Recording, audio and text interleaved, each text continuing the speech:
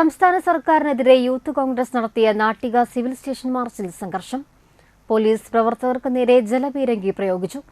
ബാരിക്കേഡുകൾ മറികടക്കാൻ ശ്രമിച്ച പ്രവർത്തകർക്കു നേരെ പോലീസ് ജലപീരങ്കി പ്രയോഗിക്കുകയും അറസ്റ്റ് ചെയ്ത് നീക്കുകയും ചെയ്തു.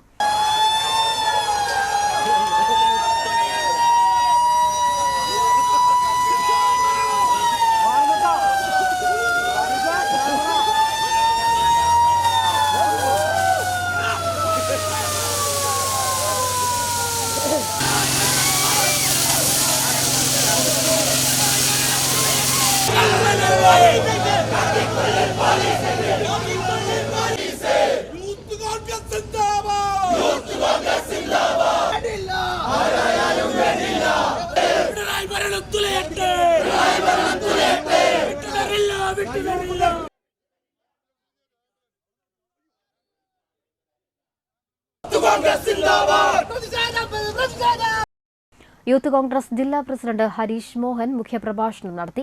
നിയോജക മണ്ഡലം president advocate A V Yadukrishnan അധ്യക്ഷത വഹിച്ചു. DCC general secretary Shobha Subin, youth Congress സംസ്ഥാന ഭാരവാഹികളായ advocate C Pramod, advocate Susheel Gopal, youth Congress ജില്ലാ vice president Sooraj K P, youth Congress ജില്ലാ ജനറൽ സെക്രട്ടറി ബിനോയ് ലാൽ, ഷെറിൻ തേവർ മഠം, നിയോജക മണ്ഡലം vice president Kiran Thomas, youth Congress മണ്ഡലം പ്രസിഡന്റുമാരായ Ranish K Raman, Sujil Karippayi, advocate Roy Antony, Aju Aikkarath, advocate Antony, Sujith Therambath, Akhil Valavath, Congress മണ്ഡലം പ്രസിഡന്റുമാരായ K B Rajeev, P S Santhosh, K R Chandran, Chandran Thaniyam, Shaiju Sairam, Priyan Perumcheri, youth Congress മുൻ നിയോജക മണ്ഡലം പ്രസിഡന്റ് സുമേഷ് പാനാട്ടിൽ, പഞ്ചായത്ത് മെമ്പർമാരായ അജ്മൽ ഷെരീഫ്, വൈശാഖ് വേണുഗോപാൽ, ബ്ലോക്ക് കോൺഗ്രസ് ഭാരവാഹികളായ Shine Nattika, E Rameshan, Andrew Thurayan, K B Anoop, Vinod Kumar, youth Congress പ്രവർത്തകരായ സഗീർ നാട്ടിക, നൌഷാദ് ഇബ്രാഹിം, ആഷിഖ് ജോസ്, രാകേഷ് പാലപ്പെട്ടി എന്നിവർ സംസാരിച്ചു.